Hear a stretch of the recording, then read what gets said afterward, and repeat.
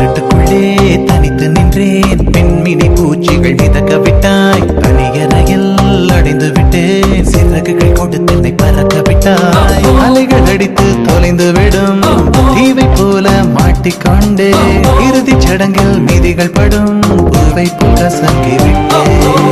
தெய்வம் பூமிக்கு வருவதில்லை. தாயை பதிலுக்கு அனுப்பி வைத்தான். தாயும் இங்கு எனக்கு இல்லை. எனக்கு ஒரு தாயை அவன் தோழியா என் காதலியா யாரடி என் கண்ணே. தோழியா என் காதலியா யாரடி என் கண்ணே. மடி மீது தூங்க சொல்கிறாய். தோள் மீது சாய்ந்து கொள்கிறாய். நெருங்கி வந்தால் நண்ப